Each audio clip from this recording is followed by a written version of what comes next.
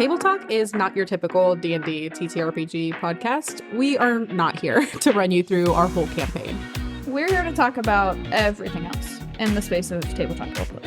I'm your host, Alejandra Wilhelm. And I'm also your host, Mariah Gresham. And we're your tabletop roleplay girlies.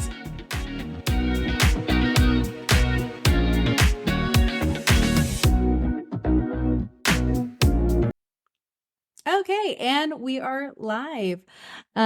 Perfect. So we have a very exciting episode. I'm super hyped because we're gonna go into something we know and love, and that's just the general homebrew and rule of cool.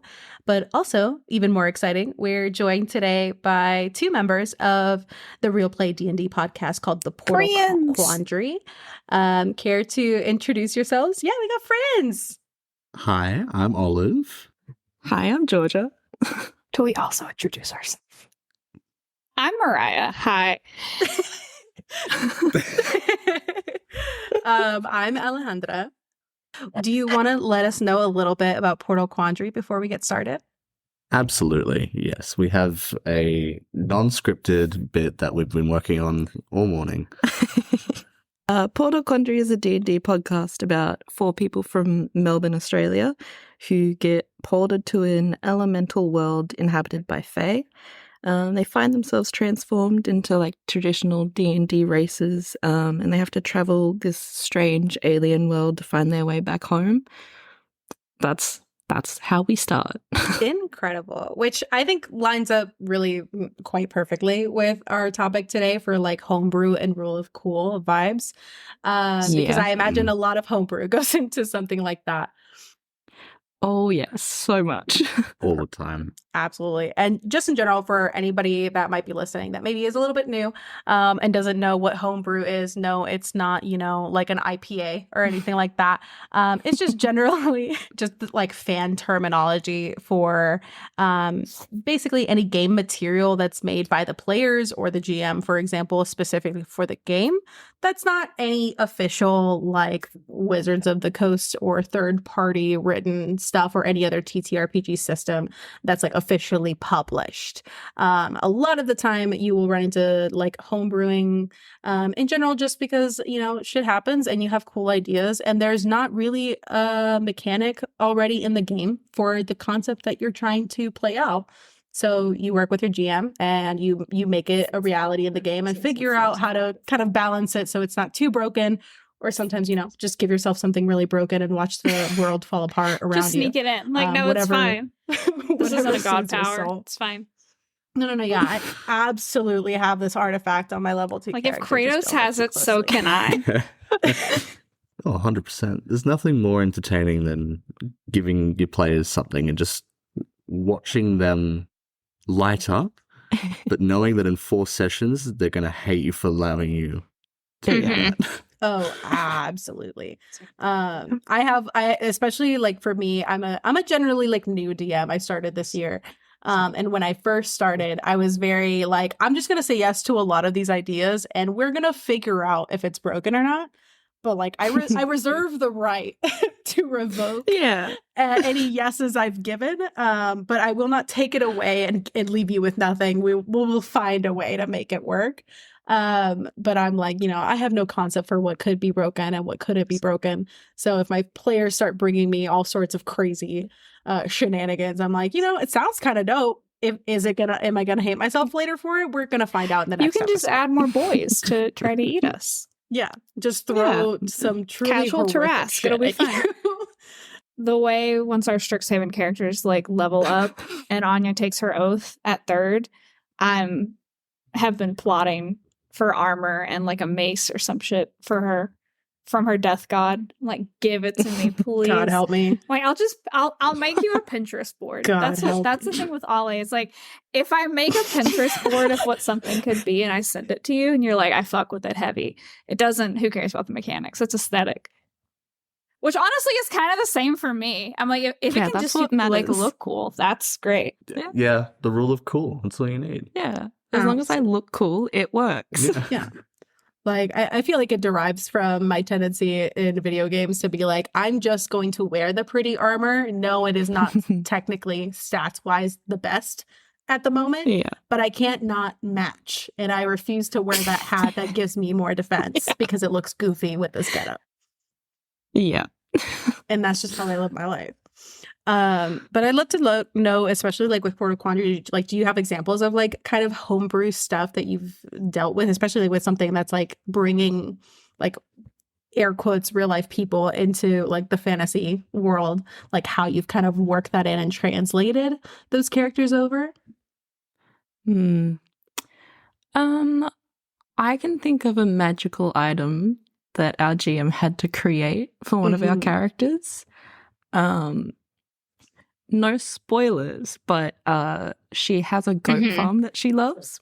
And she really wanted to see her goats again, which is not possible until we get back. So we had to make a specific magical item because that's all she wanted, so that she could see her goats. Yeah, that's it. Yeah. Oh, I love that. I love that. And that's such a good example of just like, listen, you can homebrew something and give it to your player, and it's not going to have any like untoward repercussions. Like, just let them see their goats. Yeah, just it's actually just like a creepy robotic goat that's just bebopping around the field with the goats and unnerving all of them. And they're like, what has befallen us? Oh, God. Oh, no. Now I'm just thinking of like checking the nanny cam and one of the goats is standing on two legs. Yeah. Like the not deer cryptid. And you're like, no. Maybe that world's not for us anymore. Maybe that's not our business. Leave that behind. Yeah. I have no goats to come back to. They've grown a civilization. They've taken over. Fully. Olive, do you have one? I've run a couple of games myself that have all been primarily homebrew. Played in a couple of what do you call it? Modules? Your mainstream games. Yeah, like the pre-written campaigns. Yeah, campaign. Yeah, sure. Yeah. But I found that whenever I have DM'd, it's always been a lot more fun to just allow friends and players to just have free reign of something creative that they want to do, which has more often than not come back to bite me. But it's always interesting to get something new. I had one player who wanted to basically be the fastest mouse that ever existed. So we created a class from a speedster homebrew class that was online somewhere. And by level 6, he could move 500 feet in a turn. Oh my god. That's like that freaking tabaxi monk bullshit that you're like, I'm gonna break the sound barrier with this so character. Much for little mouse legs. It's not 500 feet. And at level 3, That's you don't insane. think it's going to be a problem, and then it stacks. Yeah. You're like, oh But no. it was, Just everything's suddenly really far apart. Yeah.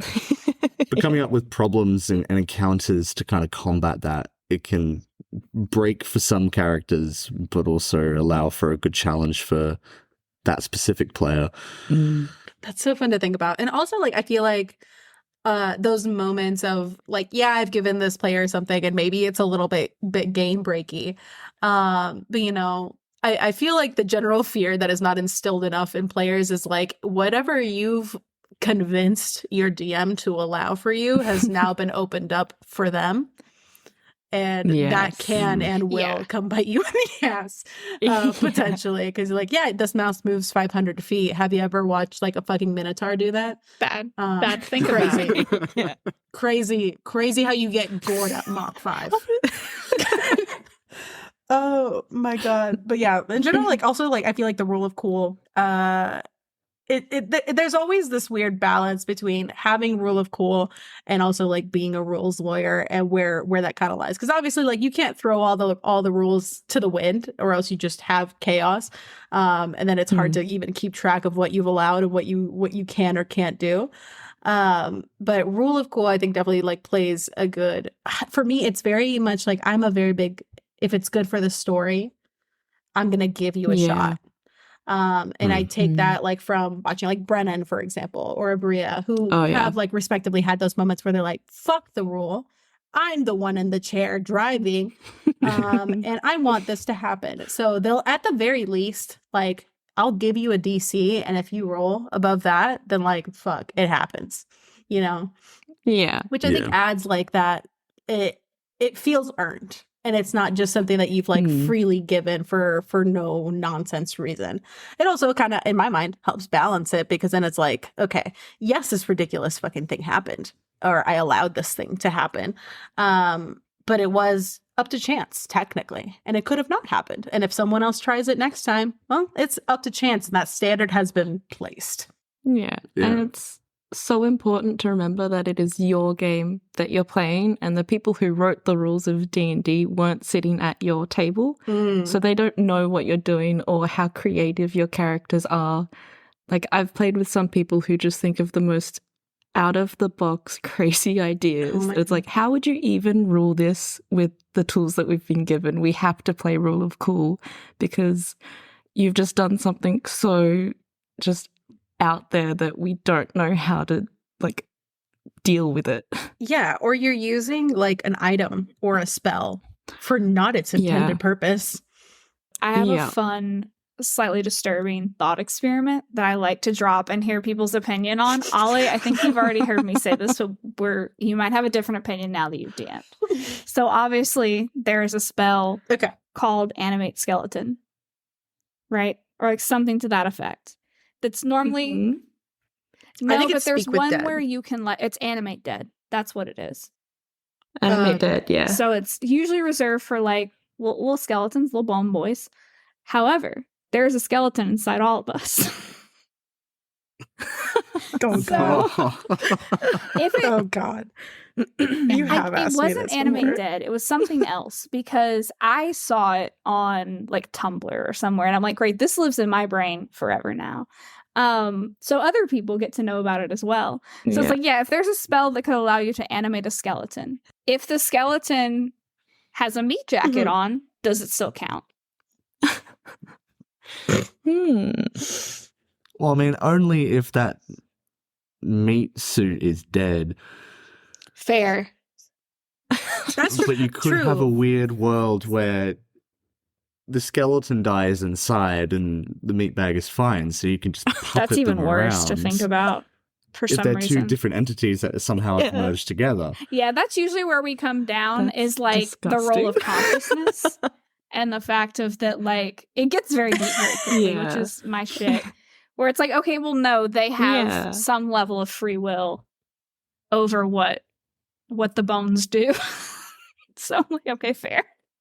But the idea of it's fun that you could animate just someone's skeleton. It's like casting heat metal on armor. It's like, it's kooky, but it is fun. Yeah.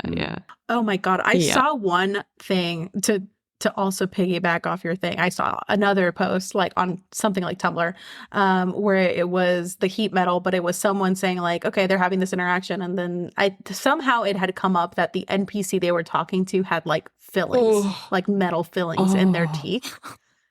And they're like, cool, can I see them while he's talking? Sick.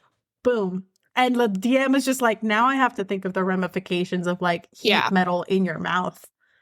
And you can't drop it. You can't unless you can't. No, it's You there. can't just let go of your it's there with feelings. you. Oh God. And I was like, that's horrible. My teeth just cried thinking about that. Rule of Cool is also subjecting yourself to listening to the war crimes your table can come up with. Right. Depending on how much true crime your players have watched in their life. Really depends. Because I've also heard one where it's like a spell that lets you boil water, and someone's like, well, humans are mostly water, and it's like, ayo, excuse me. Yeah. It's like an Avatar with the blood bending. So it's like, technically there's water in your blood. Yeah. It's like we are in fact more water than not water.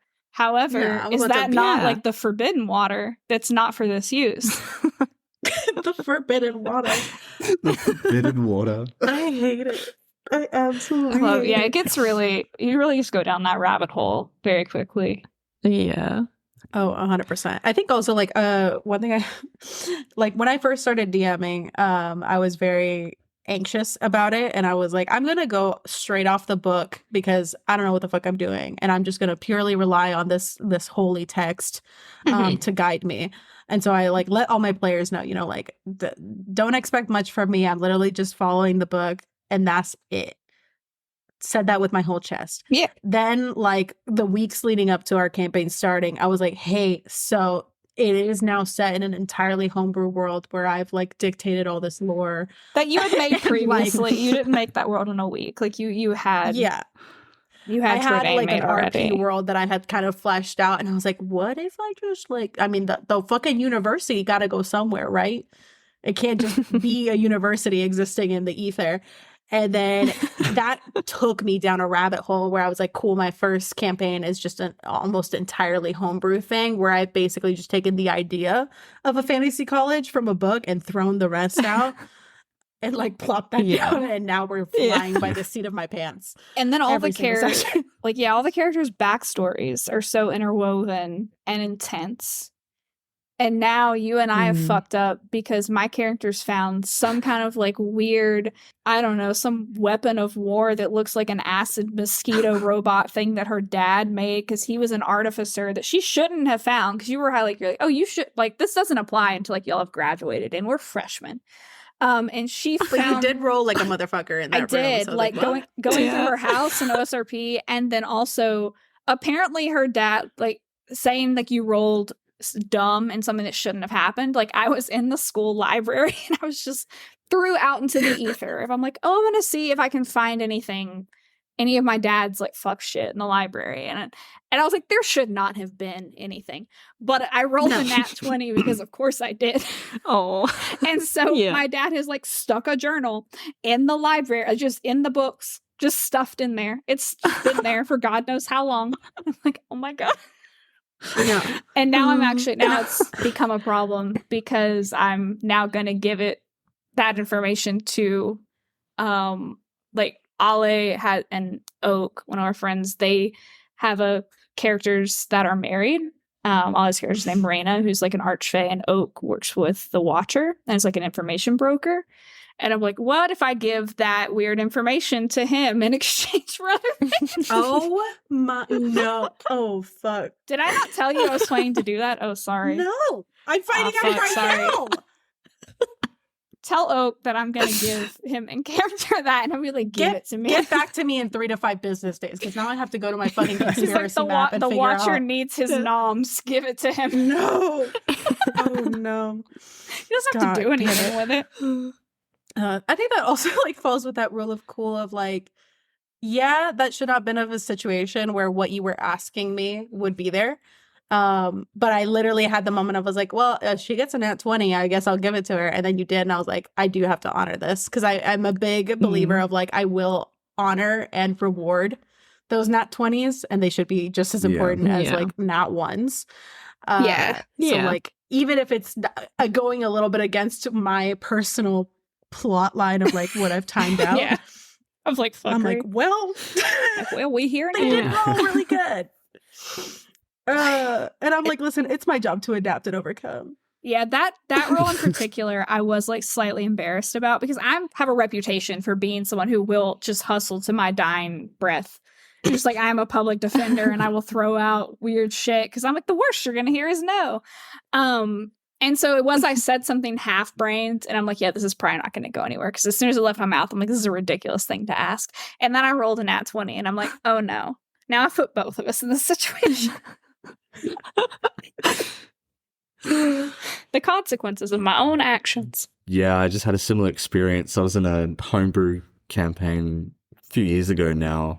And I think it was like the second session that I joined in on this 6-month campaign I think they were in, and we were just going along these ridges and there were warnings of dragons and wyverns, and a wyvern came down, and I just thought, you know what would be really neat? If I could get a wyvern pet. So I attempted to roll animal handling and rolled a natural 20. 2 hours later, I had a wyvern pet. I had no idea what to do with it.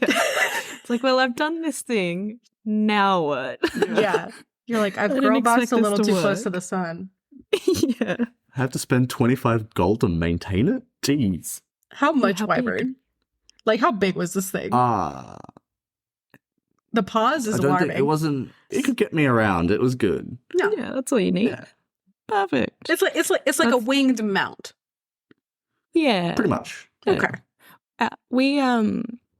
I played a game with some other people. I think it was a homebrew campaign, or I think it was a homebrew campaign, yeah. But we had a paladin who like became a mounted paladin, and he had some sort of wild magic thing with him and accidentally summoned a Pegasus and then managed to tame it, and that became his mount.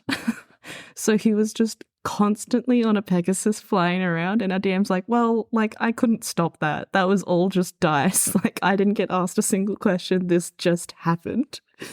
Oh, God. Is it like he rolled randomly for the Pegasus? Yeah. Yeah. Oh, no. Because I was going to ask, I was like, how do you fall ass backwards into a Pegasus? Like, how does it just accidentally become a mount? Oh, God. Yeah. I think cheeky dice work in their magic. They really do. And they really do sometimes work for your benefit or your detriment. And unabashedly and unashamed. I feel like anytime there's any winged anything brought up, like a DM slowly cries inside because you're like, now I have to factor in anything aerial, as a matter of fact. And that's just a lot more mental math than I care to do. Like, Mariah's character at some point is supposed to have a griffin, and I'm like pointing a gun at her, and I'm like, that's not going to happen until much later, bitch, because I can't deal with that shit right now. Like, that's at the end of your arc, and it's going to be a baby griffin. Yeah. You ain't going to mount that shit till you graduate. He'll just come to class with me. This is my emotional support griffin. He helps me do maths. It's fine. Yeah. My griffin ate my homework is a valid excuse. So valid. Yeah, I'm like, nah, he's flying around somewhere in the city, but he ain't fucking with you right now. Don't worry about it. Like, he's off on his own. He's finding himself. Yeah. Taking a gap here. Oh my God. Yeah. But it's those moments like I remember in our Ravenloft campaign, there's also like when Rule of Cool doesn't, it's not even Rule of Cool. I will say this is the opposite of Rule of Cool, where I was like, this was one of the rare moments where I was not in fact hustling, and I was like, this is the spell, this is what the rules say the spell does, and the DM was like not letting me have it.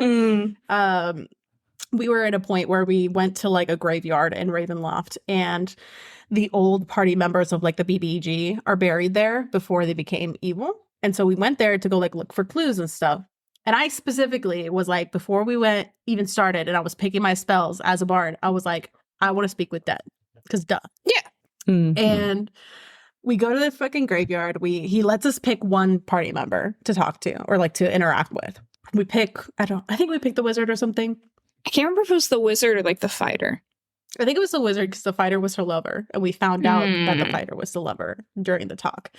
But we go there and like I mention it and I was like, I'm going to cast Speak with Dead. And I see a moment in his eyes where he's like, I did not factor this in. He tries to argue with me that because it's like a very much just a skeleton, it doesn't have a throat or like a tongue or lips, so it can't actually talk. And I was like, then why the fuck do I have this? Yeah. Like, no, you can only What's the point of this? You can only speak with lightly decomposed corpses. That's it. Yeah. Like, no. One that's softly touched death for a few minutes. Like, no. And I was just like, I was looking at him and I was like, are you fucking serious? Because I was like, let me talk to the skeleton. And he's like, here's what I'll do. It works. And he's animated now. But he can only really like shake or nod his head. So only like yes or no answers. And I was like, mother F. And then we're trying to figure out how to talk with him. And I think we had to like write shit out for him. And I was like, okay, well then how's he reading if he ain't got no eyeballs? Exactly. If we're going to use your logic. I think I checked out like halfway through that because I just got so frustrated because like the spell in and of itself already has constraints. You can only ask, I can't remember off the top of my head how many questions it is, but it's like 5, I think. And it's just like, yeah, there's a thing of, for me, the rule of cool, like, it goes toward letting the players do their fun fuck shit. I don't think it also goes the other way with a DM trying to cover their ass.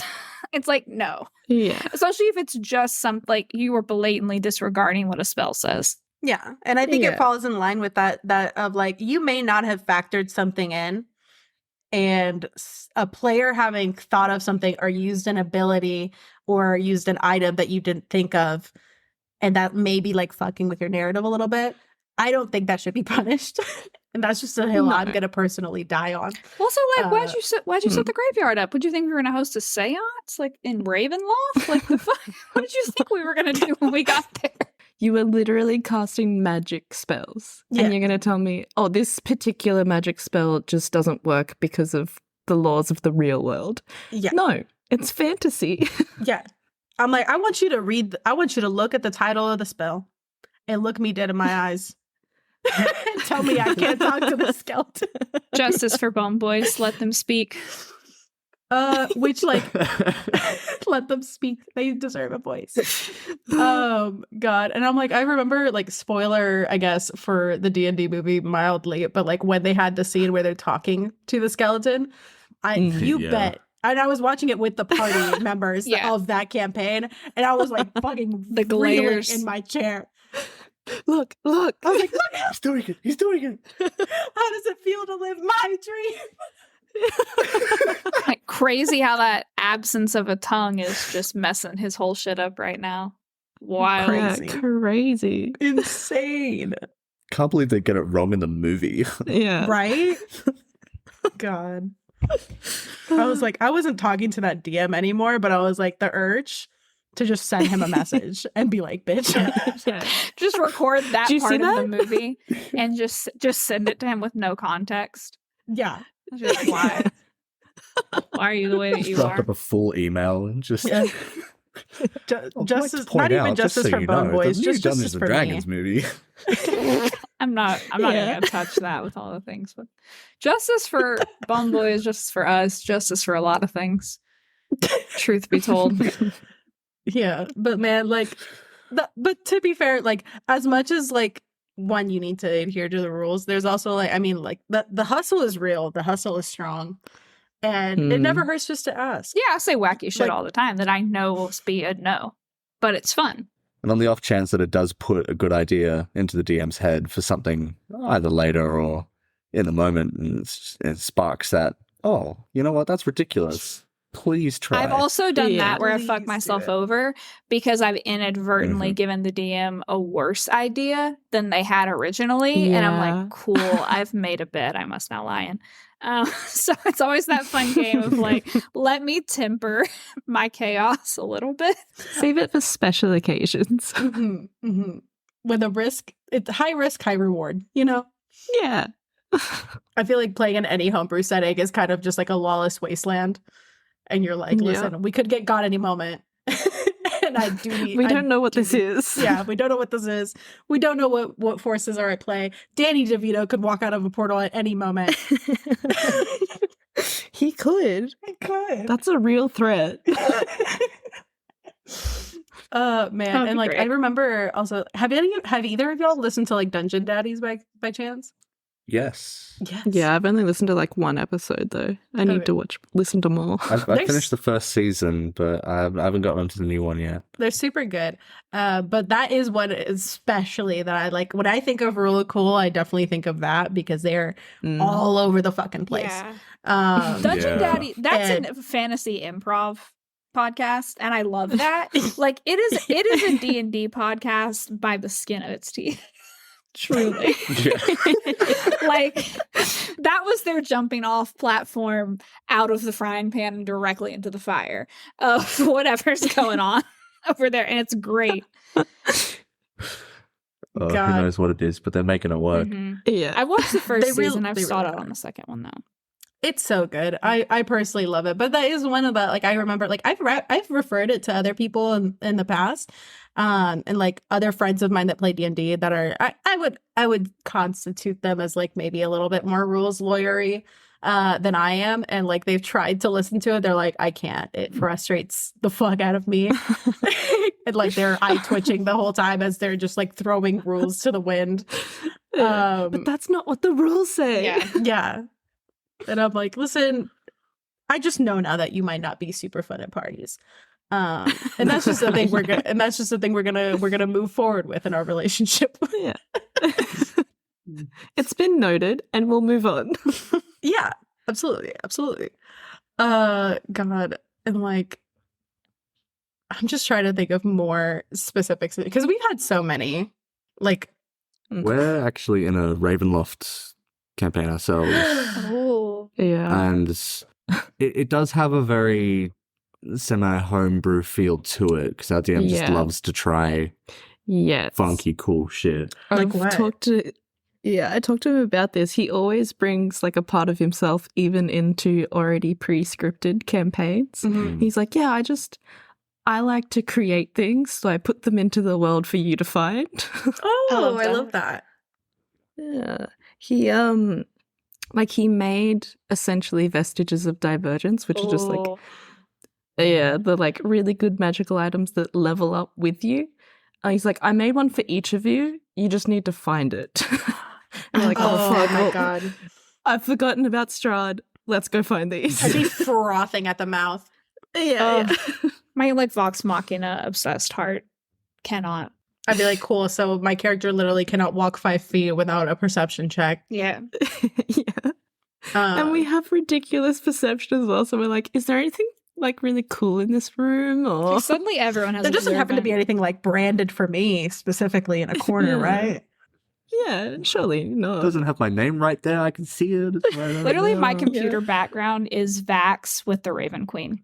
Like in the room in season 2 with like all the threads of fate. Yeah. Oh, yeah. So good. Our Olive and I's characters both worship the Raven Queen. Yes.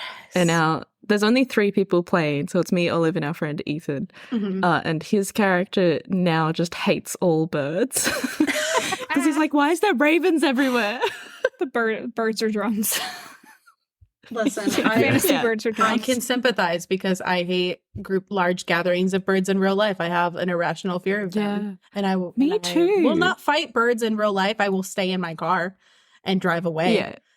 Wait for them to leave or exit. You have sent us Snapchats of just like birds migrating somewhere, and you're like, I'm dying inside.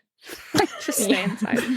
I'm like, how dare they? It's a completely rational fear. Birds are terrifying. Yeah. Well, like, we're gonna go on a whole little thing. I had a reoccurring nightmare that centered around birds, where it would just be like a normal dream, and the birds would like in my periphery, literally almost unnoticeable, at least the first few times, where they would like eat a bug. And it's literally so minimal that you like don't even pay attention to it. Then it's like a bird like scoops a mouse, and then it's like a street cat, and then it's like it starts building up until eventually like swarms of birds kill people. Do the birds get myself. Bigger, or do the birds stay the same? There's just bad. more of them. See, that's bad. Are they? So they're like tag teaming a horse or whatever. Yeah. That's bad. That's bad to and look eventually at. it gets to like people, and they're just like swarms of birds like attacking everybody. And the first time I had the dream, I died. Like, spoiler. Then it became like a Groundhog's Day event where I would see a bird eat a bug, and my brain, because I lucid dream, fun fact, and I also remember all of my dreams. And so I'm like, as soon as I see a bird eat a bug, I'm like, the countdown has started, and I need to somehow convince everyone I love that birds are evil without sounding like a mad woman. Get them to safety. Get the fuck out of here. And I had this dream so many times. Which now in hindsight would probably be like a cool D&D encounter. But I've had it so many times that like that fear translated to real life. So I can't see large gatherings of birds without feeling unsafe. Mine's sort of similar, but I watched Alfred Hitchcock's like Birds, the movie, at a really young age. And it gave me nightmares. Like I was trapped in the phone booth, like in the movie, and I was like, okay, I can't be around birds anymore. This is too much. Yeah, that's valid. Their eyes do look a bit soulless. I will tell, like that's fair. You're like, what's going on behind there? What are you plotting, sir? But I have no problems with birds individually.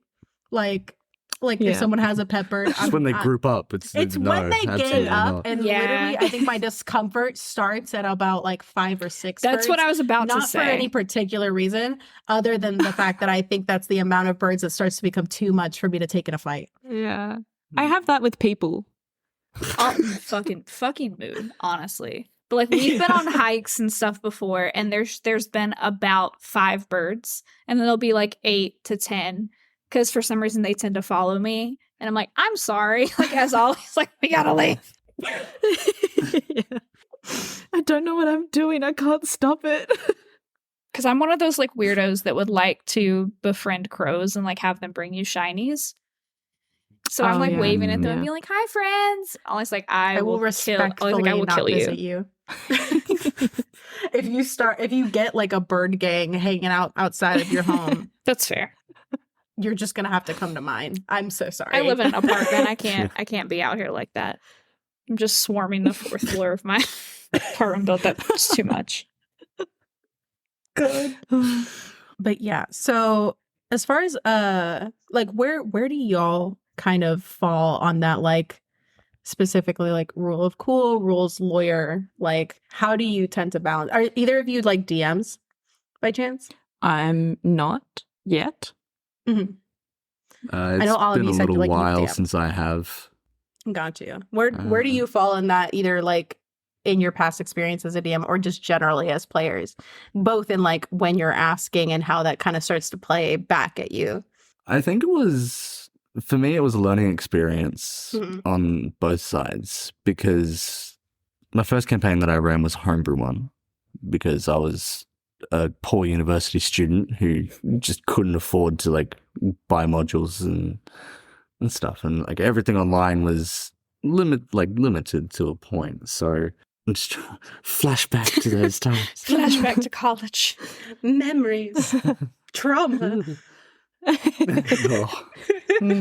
So much.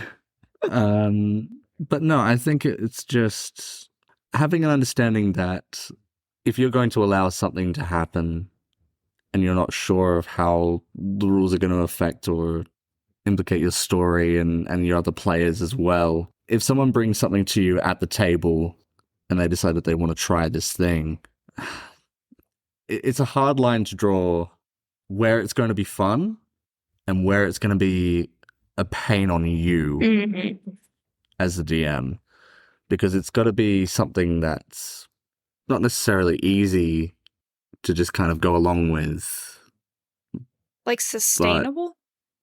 Because that's a thing for me where it's like, if it's a one-off shenanigan, great, but if it's a shenanigan that's going to set a precedent, and now like I'm trying to think of an example and I can't, but I know there was one in our Ravenloft campaign and I just can't think of it. But if it's something where it's like, okay, you allow a breach or a bend of a rule because it's cool in the moment, but then it's like, oh, and now every time this comes up, I did it once, so now I have to do it again. Like that can be tricky sometimes, because you can mess up your whole thing. Yeah, we used to have a guy that we played with back then who just took any and every opportunity to try and break rules. It just made it a very tough time, because you're just having to say no more often than you're saying yes. But yeah, I think the rule of cool applies to those who are cool with being denied. For sure. Yeah. Absolutely. Yeah. Because there's a good side and a bad side, and it's about finding like a good medium where it's not overpowered for you or your players. Because I've definitely I've had DMs who are very strict, and it's very restricting on players, and like it feels like neither the player or the DM can grow and learn because they won't allow that room for exploration. And then we've had players that are like, yeah, I've made this really cool sword that does like 400 damage, and it's like, what? We're level 1. What are you doing? It's funny because we actually just recorded an episode that was talking about like toxic players and toxic DMs and how to deal with that. And I think Yeah, definitely. Both rule of cool and becoming a rules lawyer are on either ends of that spectrum. Like if you are trying to hustle too hard to break the game, it stops being fun. It's kind of like, I don't know. I relate it to like when I would play Sims a lot, and the second I discovered what cheats existed, that took a lot of the fun away from me. Because suddenly like there's no earning any of the things that I'm now reaping. And then rules lawyery, where like you mentioned, it kind of stifles that creativity and that room for growth and exploring the like things that like maybe you wouldn't have thought of to apply that item or that spell or what have you, and have that be a cool moment for the players, and feel like they earned that from like sheer creative thought. Yeah, I know from a player perspective, when I am rewarded for creative ideas, I think it was like one of the last games we played in our Strahd campaign. My character is like a Circle of Dreams druid, and myself and the DM created a spell for her, like made a new spell. So he made sure it wasn't overpowered, and I just said what I wanted. He's like, I'll figure it out. I was like, okay, thanks. He did the back end mechanics. Yeah. I was like, this is the flair I want. You figure it out. But it was like, I can watch people's dreams and then potentially do things extra to it, but never like talk to someone while they're asleep, like in the spell dream. And then we realize we're going to have to go fight a vampire soon. So I was like, can I try to speak to someone in their dream, even though it says that I can't? And they're like, okay, roll a wisdom check. And I rolled a nat 20, of course. And he's like, you know what? Yeah. The dice are just like, you know what? You need this. They're like, yeah. Yeah. And he's just like, okay, yeah, you know what? You talk to them and all of you get inspiration from having a nice sleep. Ooh, I like that. Incredible. See, I love that. And it was a really cool moment too, because narratively it fit really well with how our journey had kind of gone and the point that we were up to. Yeah. And just that little moment of roleplay too just accentuated that moment. Yeah. It's always nice to feel rewarded for it. Yeah. And there's definitely those moments where it's like, man, the dice want this to happen. Both in good and bad situations. Yeah. Oh man. Like I think I spoke about this in a previous episode, but when my DM specifically kind of did something similar to what you mentioned about having like items that grow with us as players. And for my character, it's like her immovable dagger. And that is like an entirely like homebrewed item. And it works similar to like an immovable rod situation. And like we balance, there's an art to balancing something where it's like, yeah, you can give someone that's like a little bit or pretty broken, but you can add conditions to it. You can say like this is usable like once per long rest. You can add charges to it to limit the amount of uses. You can really balance that out and be like, I'm going to give you this, but there is conditions to it. And there's a general like risk and reward for that. But that item specifically he gave me, and it's like entirely homebrew and it's super cool. And then I spoke about how like that led to, because of the specific combination of that item and my own abilities as a character, and then an additional item that I got that he did not factor in. The first moment I had in combat where that clicked for me was like the most broken turn of combat I could have had as a player. Yeah. And he like having that moment where he's like, oh shit. Like, but yeah, and like it is a big hit moment if the dice dictate it. But also like, the condition is I can only do that specific combo wombo can only be done once a day. So I really gotta bide my time and pick my target on when it's gonna happen. So it's like you're allowing room for that character to have a dope ass moment and like some claim to being a badass. But you're also making it so like that doesn't happen every fucking turn of combat, and then your combat just gets destroyed every single time because this player has been allotted this ability. Yeah, there's like, I'm gonna 1v1 this red dragon real quick. Hooray, chill. Be right back. Just no big deal. Flips my hair, walks away. I also love when players like outside of the game plot against the DM specifically. Yes. Or like they're just like, okay, I'm aware this character can do this. I'm going to help out next time. Because there was one, we had a bard who liked to fly up really high, polymorph, and then land on people. I love that. Incredible. Yeah. And then my cleric got greater invisibility. So I was like, just before this fight starts, the first thing I'm going to do is give invisibility to our bard. He's like, perfect. I go and I cast fly. Amazing. I'm like, oh no. Lost him for like 2 rounds, and then just an entire house just crushed in on itself is what we could see. And we're like, oh, so that's what you did. Turned into a mammoth, like hundreds of feet up in the air. That has the energy of in Vox Machina when Scanlan turns into like a T-Rex and is just like half in, half out of a house. It's like, that's some Looney Tunes shit. I love it. Yeah. God, but it's so fucking good. And like I could not bring myself to take that shit away from my players. And I think I genuinely get as much enjoyment like if y'all were plotting against me and then like suddenly I'm sitting in this fucking situation because y'all Looney Tunes your way into it, I'd be like, this is wild, but I'm just gonna roll with it, and like we're already in this space. But like it makes for fun memories and it makes for a fun time. And then, you know, it's good to have those really light and positive moments so that I can like destroy you later. It's the contrast. With grave amounts of trauma. The peaks and valleys. Well, it's like you also have those moments where the players will do just crazy shit. And then there's also moments where you get so paranoid that you will sit casting various spells and trying to do various checks on a door for like half an hour before you just open it when the door had nothing on it. And so the tables turn. It comes for us all. It comes for us all. I've watched Olive's character go from this door's probably fine to okay, we need to check every step we take. Yeah, you've truly exploited us. You have released a shadow demon that is now loose somewhere and we don't know where. Great. And I was like, don't run off on yourself, like on your own. And then we turn around and you're like, I pressed the big red button. Jesus. I'm like, oh, perfect. You're like, cute. I've doomed us all. He's not the most subtle rogue. Yeah. I love that. Oh god. He just sees the shinies and he likes to take them. He doesn't think about the consequences. Yeah. We all have our vices. When I do. Yeah.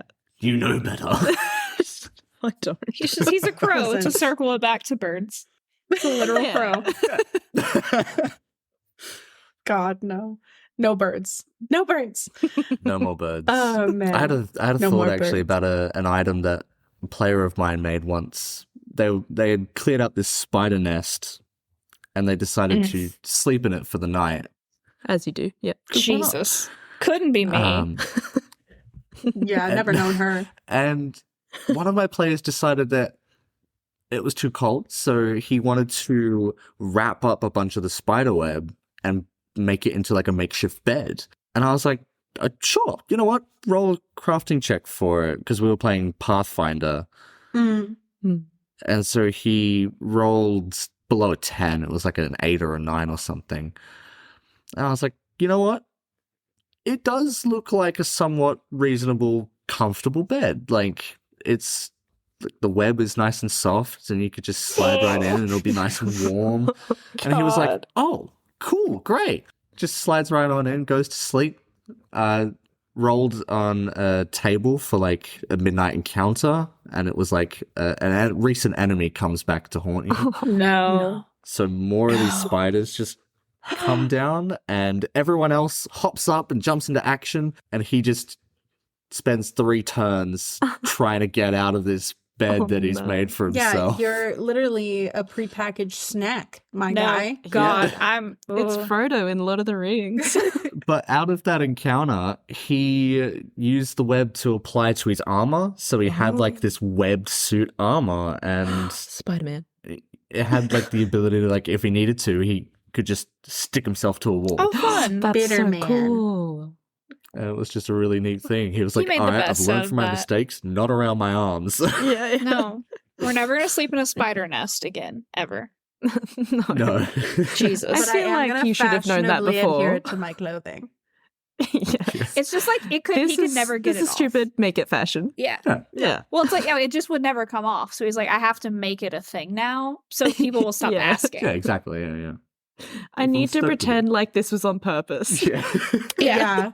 You're like, I know that I wasn't in that combat for most of it, but I was busy doing something, and this is Yeah, it. I did something really cool. You guys are going to love it. It was on purpose, I It's swear. like, I'm a fashion designer.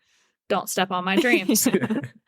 I have multi-claws. Thank you very much. Like, lower your tone. I have Gucci on the phone. Oh, God, that's Bud Taylor coming through. Yeah. God. Well, it looks like it's time for the end of our episode, but thank you guys so much for coming Thank on you. and Yes, sharing thank you. your This was so fun. experiences. Yeah, it's this very is fun. great. It's so great to meet you guys. Absolutely. And I literally can't wait to listen to more Portal Quandry because I I'm a know. little bit hooked. Yeah. And I desperately Oh, want to yeah. see Timid and Magnolia specifically. Yeah, there's some interactions. Oh, there's a few moments. It's Yeah. Incredible. Literally my alarm going off. Nobody paid attention to me. That started. I was Ignore like, that. have we added some funky new background music? Like, what was Yeah, that? 100%. At first, I didn't know if it was one of familiar. my, like, there's so many wires surrounding me right now. I'm like, did I do something? But This is Oh my no, what did I touch? How do I put it back? Yeah. this is my spider bed that I have made. I'll lay in it and pretend I did it on purpose. Ollie does have a jar of dead spiders that crawl through her window to die in the AC, which is the one time I've related to a spider in my life. I do Yeah. have a spider room. There's like a bush just outside of my window. And like I guess they Ooh. just like vibe in there. And then like because it's so hot, they'll just like come inside and then I'll find like little dead spiders on my windowsill. I'm like, Yeah. little buddy, No. what happened? There's just like No. 2 of them. I mean, He just got confused. yeah, we're Australian, so we're kind of used to just Y'all have spiders those everywhere. big boys. Y'all have Yeah. those just ones that are Yeah. the size of like a Oh, yeah. cat, and that's too much spider Yeah. for me. Anything that's larger than a fingernail for me is a big nope. Oh, I love them. No, the thing. spiders, no. I hate birds, love spiders. I'll take a bird over a spider any day. same. Like I respect spiders' contribution to the ecosystem. The web Yes. design, beautiful. I don't want to touch them or their web. I don't want them to touch me. I will happily live in blissful ignorance. Like there has been a spider that like descended from my ceiling, and I happen to have really tall ceilings in that apartment, and it descended like right over my couch, and I was like, nope, matrixed out from under the spider. The most athletic thing I did that like in 6 months at that point. Left my got my stuff, left my apartment for like 3 hours, came back. There was no longer a spider dangling over my couch. I'm like, we're going to pretend that didn't happen. That's not my business. Yeah, it's He's How going did, back you, up. how did you sleep in that house that night? What are you talking Listen, about? And it's not my business. If the spider's above like 6.5 feet, that's your area. Below that is my area. If you want to be up there, great. Don't be on my kitchen counter by the coffee maker in the morning. That's all I ask. Yeah. I love that you Unless it's making I'm you a also the coffee. friend that like doesn't mind spiders. And I'm Yeah. typically the one designated to kill them because we have 2 arachnophobes, including Mariah, in our group. Yeah. But I will I'm the- typically try I'm to the one to get capture rid of them if I bugs. can. Yeah. No, I'd rather Yeah. them be released. Like, yeah, I don't like wish any harm on them. I just don't. I don't want them to touch me, please. It's bad. It's a bad sensation. No touchy. Not touchy. Not touchy. Okay. Well, thank you guys so much for joining. Definitely for our listeners, go check out Portal Quandary. Absolutely, It's it's so good. amazing. There was Thank you. so many Thanks. great jokes that I laughed at. And Yes. thank you all so much for joining. Thank you so Thank much you for very having much for us. having us, you guys. Of course. All right. Y'all have a good day. Bye. Bye. You too. You too. Bye. Bye. Table Talk is a podcast brought to you by Mythos Media Productions, bringing you a new episode every Wednesday, wherever you get your podcasts. Find us on Instagram and TikTok at Table Talk RPG, or check us out at our website, mythosmediaproductions.godaddyscites.com. All business inquiries can reach out to us via email at info@mythosmediaproductions.com.